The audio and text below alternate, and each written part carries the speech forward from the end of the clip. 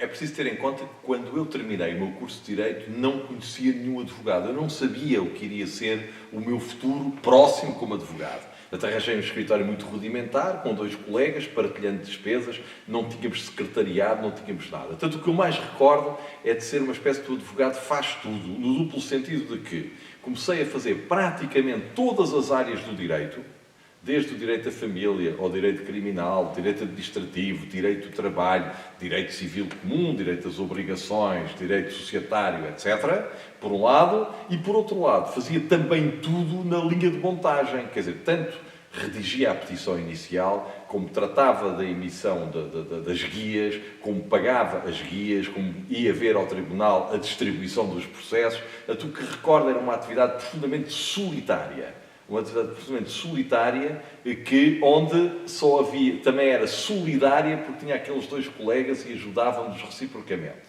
Claro que depois já mudei de escritório a ponto de estar no meu 9º escritório e em 2013 criei a minha sociedade. Portanto, o que é Rogério Alves e Associados. O modelo de exercício da advocacia de hoje não tem nada a ver com aquele que era no início, que era muito mais incipiente, era muito mais one-man show, para utilizar esta expressão destes anglicismos, e agora é uma atividade numa sociedade de advogados, com maior especialização, com maior apoio, com maior partilha de pontos de vista, estudo, análise, intervenção de advogados e advogadas estagiárias, colaboração com, naturalmente, colegas que trabalham noutras áreas, uma prestação de serviços mais moderna, mais completa, e depois há outra enormíssima diferença, que tem a ver com a chegada, a entrada em cena do correio eletrónico e da internet. Quer dizer, quando eu comecei a minha atividade, nós contactávamos com os colegas, com os clientes, com os tribunais, pelo telefone. E, portanto, o mundo ia mais devagar. E contactávamos também por correio. O expediente era o correio. Portanto, se, por exemplo, um advogado, representando uma parte contrária, nos enviava uma proposta de contrato, nós recebíamos-la, abríamos-la, analisávamos-la, escrevíamos as nossas sugestões e devolvíamos pelo mesmo modelo. Isto demorava algum tempo. Não era o tempo frenético pós-internet, pós-correio eletrónico, em que as perguntas são feitas a qualquer hora e se espera uma resposta na hora. E se reformatou completamente o exercício da advocacia. O fax já parecia ser um grande avanço. Portanto, havia um contacto mais rápido, depois apareceram também os processadores de texto, em substituição da máquina de escrever. Portanto, tudo fatores que implementam velocidade e muito maior nível de exigência. E, portanto, não tem nada a ver o que foi o meu início de atividade em 1987, foi que me inscrevi como advogado, após o meu estágio, e aquilo que acontece 35 anos depois, que é praticamente a situação em que estou.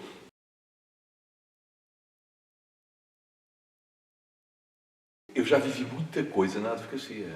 Eu já patrocinei todo o tipo de clientes, todo o tipo de processos, uns mais mediáticos, outros menos mediáticos. Mas há uma pequena história que, para mim, foi a que mais me marcou em toda a minha carreira. Vou procurar ser muito sucinto. Ela foi vivida com um juiz com quem eu tinha tido um pequeno quiproquo. Porque, num determinado momento, numa audiência que estava a ser bastante tensa,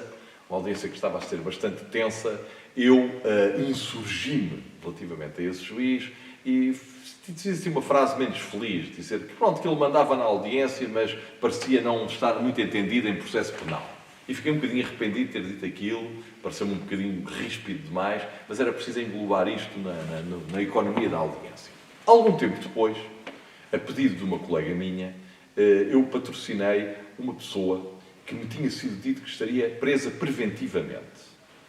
Sou pobre, muito humilde, num bairro aqui da periferia de Lisboa, e eu, quando fui vê-lo, constatei que ele não estava preso preventivamente. Ele estava condenado. Tinha sido condenado, salvo erro, a 7 anos de prisão. Na altura, ainda era possível, por utilização do Código de Processo Penal anterior àquele que entrou em vigor depois em 88, apresentar um requerimento de recurso, o recurso era admitido e só depois é que fazíamos as alegações, como da altura se chamava. Então eu recorri, fui consultar o processo, apresentei as alegações, o julgamento foi anulado, a pena foi revogada e voltámos ao julgamento. E quando chego ao julgamento, tenho esse juiz com quem tinha tido essa picardia. E naturalmente que fiquei apreensivo. Fez-se novamente o julgamento. Recordo que não havia gravação da prova. portanto o juiz tomava os seus apontamentos e assim se fazia o julgamento, e no final o arguido foi absolvido. Portanto, aquele receio que eu tinha de que o juiz pudesse de alguma forma até estar indisposto comigo, levou a que houvesse a absolvição.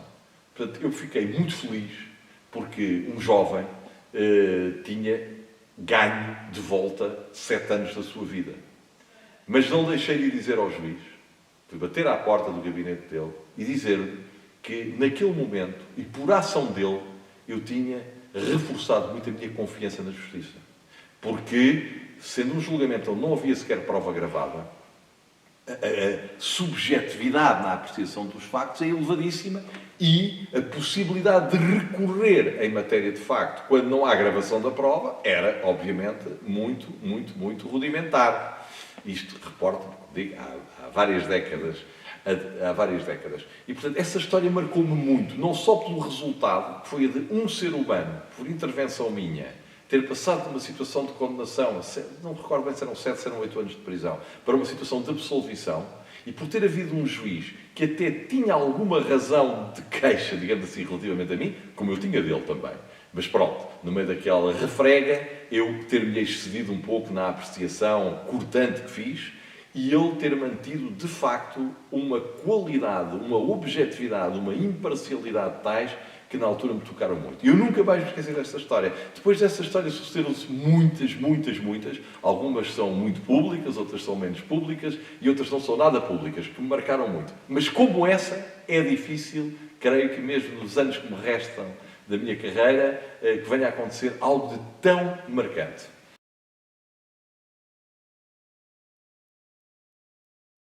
Bom, a minha relação com a Ordem foi intermitente, mas intensa. Eu comecei na Ordem em 1993. Fui vogal do Conselho Distrital de Lisboa, na altura chamava-se assim, em 1993, numa equipa presidida pelo Dr. Luís Laureano Santos. E para mim foi uma entrada um pouco inesperada, porque processou-se desta forma. Houve um colega meu, posso dizer quem? O Tiago Rodrigues Bastos, de quem sou amigo, que me disse, olha, o meu pai, que tem muito boa impressão a teu respeito, conheceu-te, já não me recordo onde, está a ser preparada uma lista para concorrer ao Conselho Distrital de Lisboa e gostaríamos que tu entrasses nessa dinâmica de apoio. E eu disse, senhora, mas eu na altura não me apercebi que a ideia era que eu entrasse na lista. Eu pensava que iria apoiar. E, portanto, colaborar na elaboração do programa e estar disponível para colaborar. Para grande surpresa minha, estava na lista. E na altura perguntaram, mas isto não lhe foi explicado claramente. Confesso que não tinha percebido, mas quer ficar ou não? Eu disse, não quero, eu gosto de ficar. Quero ficar, é uma experiência. Eu era muito jovem, foi em 1993, não é? E fiz esse triênio, gostei bastante. Era no Conselho Distrital de Lisboa, tinha várias responsabilidades e tinha, nomeadamente, responsabilidades, porque o Conselho também tinha, em matéria disciplinar. Nós julgávamos colegas. Isso foi bastante marcante para mim. Bom, depois saí, concorri no mandato seguinte, mas a lista onde eu estava perdeu, e para mim o assunto estava mais ou menos resolvido. Até que veio o Congresso da Católica, creio que no ano 2000, eu tive várias intervenções e, por virtude disso, acabei por concorrer novamente, neste caso como Presidente, já tinha concorrido antes, ao Conselho Distrital de Lisboa. Portanto, como vê, tive sempre uma certa ligação, porque antes disso já tinha concorrido também numa lista do Dr. Alves Pereira, quando ganhou o bastonário Pires de Lima. Eu estou a dizer de memória, espero não cometer aqui nenhuma incorreção. Entretanto, acabei por ser eleito em 2001, para o mandato que se iniciou em 2002, como Presidente do Conselho Distrital de Lisboa, já na existência dos Conselhos de Ontologia, portanto já sem competência disciplinar, e aí, passa em modéstia, acho que fizemos um trabalho extraordinário. De modernização, de criação de condições para espalhar a formação, do combate à procuradoria ilícita, na recuperação dos atrasos que havia em matéria de apoio judiciário, da prestação de apoio às pessoas. Eu tinha uma equipa, de facto, fantástica e gostei muito. São anos que eu recordo com muita saudade. Concretizámos as obras, digamos, a ocupação, entre aspas, do prédio ali da Duarte de Santa Bárbara, portanto, onde só tínhamos 3 pisos e onde passámos a ter todos os pisos, exceto o último, onde há uma aldeia gaulesa, que é um escritório de advogados, aliás, de um querido amigo meu, que ainda resiste. E, portanto, foi um trabalho espetacular, na minha opinião. Passa aí modéstia, acho que fizemos um excelente trabalho. A partir daí, optei por me candidatar a bastonário. Tive algum ceticismo em fazê-lo, porque conviver no pequeno escritório onde eu estava, sem sociedade de advogados, trabalhava com colaboradores e amigos meus, e a ordem era muito difícil. Eu obrigava a trabalhar muitas horas por dia. Muitas horas por dia. E depois foi um período de intensa mediatização da justiça, sobretudo por causa do processo da Casa Pia, em que realmente isso obrigou a muitas intervenções públicas e tal.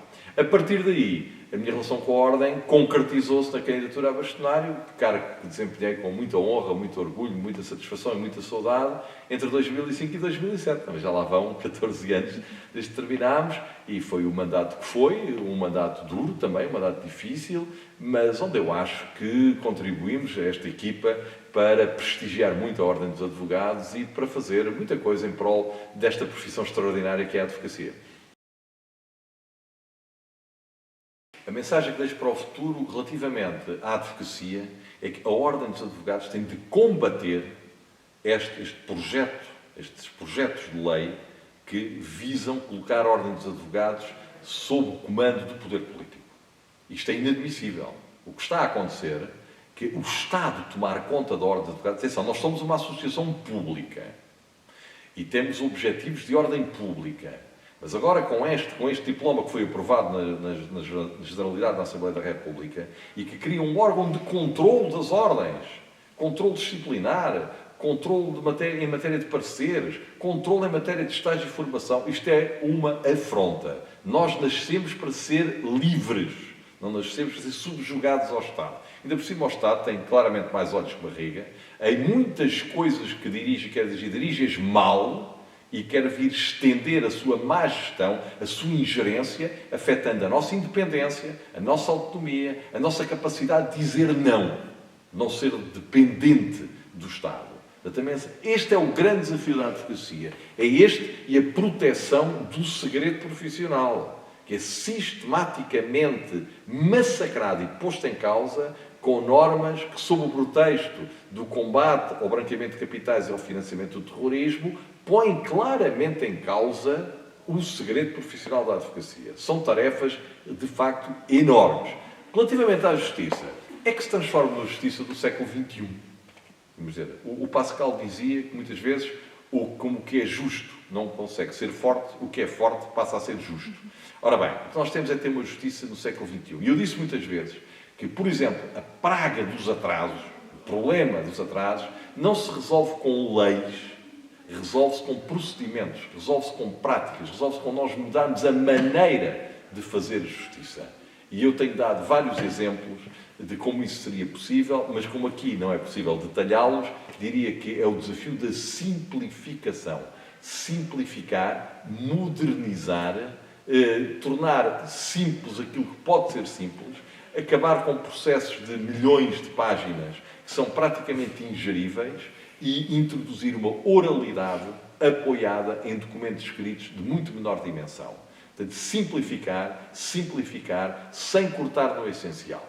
O que tem acontecido na justiça portuguesa é que, como não se sabe o que fazer para atacar os atrasos, aumentam-se as custas para ver se as pessoas não recorrem aos tribunais e impedem-se os recursos para ver se os processos andam mais depressa. Ora, os recursos são uma garantia de aperfeiçoamento da justiça, têm de ser protegidos. E a justiça tem de ser acessível a todos, não pode ser cara. Portanto, tem de se cortar nos grandes nós górdios que existem em cada processo, que têm a ver com a forma, ainda quase do Paleolítico e do século XIX, como nós tramitamos processos que deviam ser tramitados no modelo de século XXI. Depois poderemos, noutra ocasião, falar nisso com mais detalhe, mas se não formos por aí, esta batalha de combater a lentidão da justiça é uma batalha fatalmente perdida, por mais que aumentem os custos e por mais que diminuam os recursos.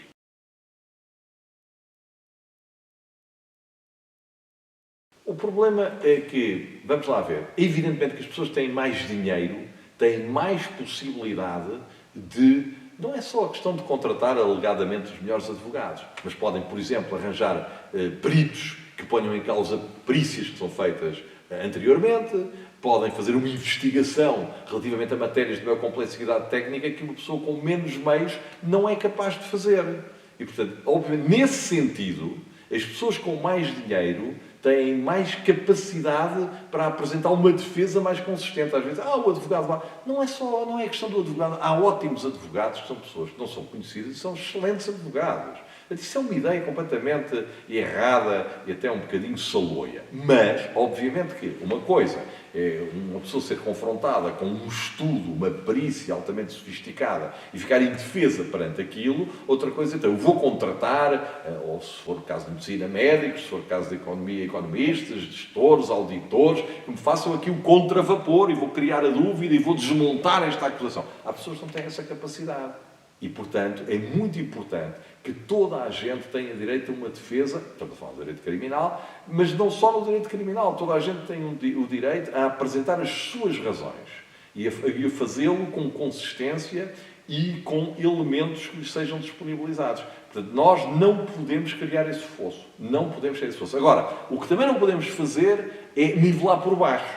Dizer, então toda a gente se defende mal. Não, toda a gente é de se defender bem. E nós temos de criar mecanismos, nomeadamente ao nível do apoio judiciário, da assistência jurídica, chame-se o que se chamar, para que toda a gente possa recorrer aos meios que possam demonstrar a sua razão, seja no processo civil, seja no processo de trabalho, seja no processo administrativo, seja no processo penal, que é aquele que está sempre mais na moda, não é? E isso é um desafio extremamente importante, mesmo muito importante, e era preciso falar disso muito a sério. Eu até já propus que se fizesse uma espécie de um retiro, em que as pessoas que gostam de pensar estes assuntos faziam um retiro porquê? Para não estarem a ser sistematicamente instadas pela comunicação social, para não terem de estar sempre a dizer que o meu projeto é melhor que o daquele, e eu disse primeiro isto, eu disse primeiro aquilo, isto eu já proponho há 20 anos, isto eu já proponho há 30, porque é difícil, é um bocado cacofónico, não chegamos a lado nenhum. O retiro tinha a vantagem das pessoas ficarem numa espécie de tipo de conclave, onde só de lá se sai quando se tivessem medidas claras, simples e comportamentais, porque isto não tem muito a ver só com a lei, não tem a ver fundamentalmente, direi mesmo com a lei, tem a ver com os procedimentos e com os meios. E havendo bons procedimentos e bons meios, nós podemos aspirar a uma justiça muito melhor.